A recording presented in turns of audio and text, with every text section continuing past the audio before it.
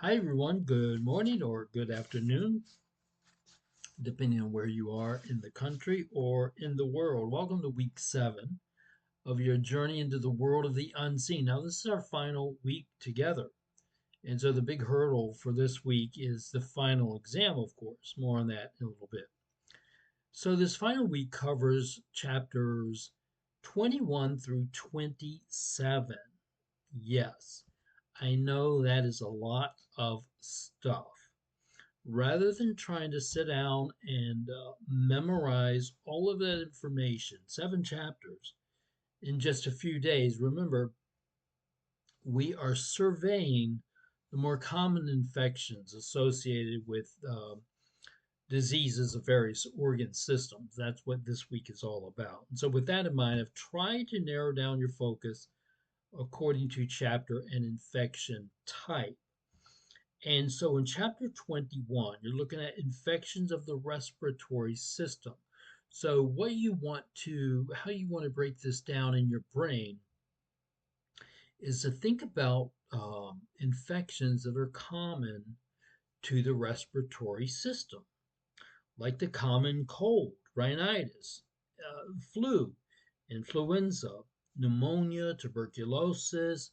There is a respiratory form of anthrax, COVID, things like that. You want to be familiar with the pathogen, the causative agent. The type, is it a bacterium? Is it a virus? Or is it a fungus? The mode of transmission, is it airborne? Contaminated droplets, direct contact with the infected, open wounds, um, bodily fluids, things like that. General signs and symptoms. And by the way, for the most part, when you get an infection, the general signs and symptoms, remember, your immune system is very nonspecific when it kicks in when you get infected. So general signs and symptoms for pretty much everything is fatigue, um, difficulty in breathing,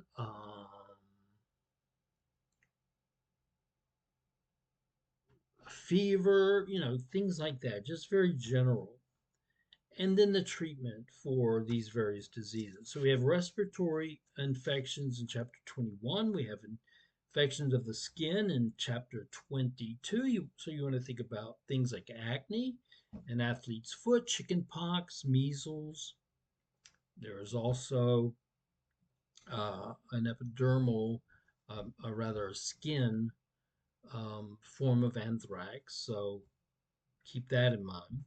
Infection associated with wounds. This is chapter 23. So we think about tetanus, flesh-eating infections, cat scratch fever, infections of the digestive system. That's chapter 24. So think about, I always include dental diseases because that's my immediate background. Um, because digestion starts in the oral cavity in the mouth. But think about things like herpes, cold sores, fever, blisters, food poisoning, and hepatitis, infections of the blood and the lymphatic system. Now, some of these things, right, you've covered as we've gone through um, the various diseases and organ systems throughout the 7 weeks. So some of this is should be just kind of review for you. But chapter 25, infections of the blood and lymphatic system, think about things like septic shock, plague, Lyme disease, and Ebola. Infections of the nervous system, that's chapter 26. Nervous system, meningitis, the infection of the meninges surrounding your spinal cord and your brain, rabies, botulism, and leprosy. Infections of the genitourinary system, including those together because they're so intimately connected. That's chapter 27.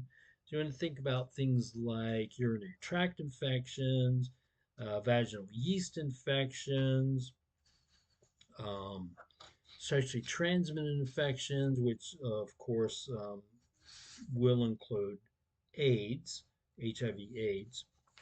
Housekeeping items of the week: make sure you do your discussion post early in the week so you can fully engage in our final discussion topic. Your topic post due no later than Friday, February 20, 11:59 p.m.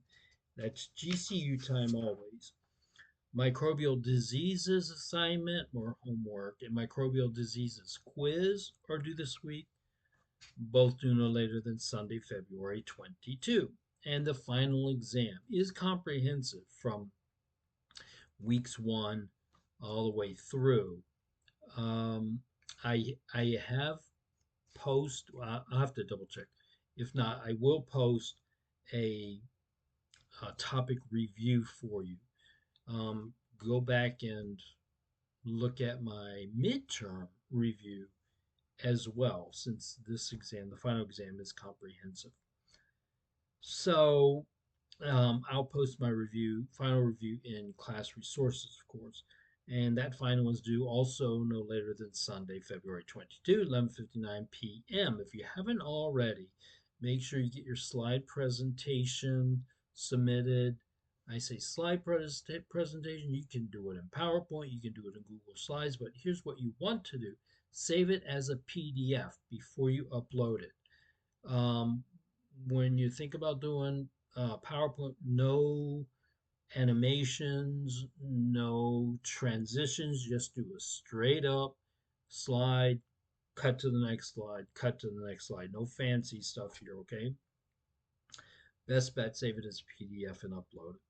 You never go wrong there. Um, that's also due no later than Sunday, February 22, 11:59 p.m. GCU time. No extensions because this is the final week, and I will have to submit your final grades early next week. Okay? Any problems, questions you have, contact me as soon as possible. This is the last week, so there's no layover into next week. So get to me as soon as you can. Message 804-229-7993. Use your Halo message box or inbox. Those are the two quickest ways to get a hold of me. And certainly you can use campus email. All right, that's all I have for you. Have a great week. Good luck on your exam, and let me know what's going on. I'll update your grade books sometime today. All right, thank you.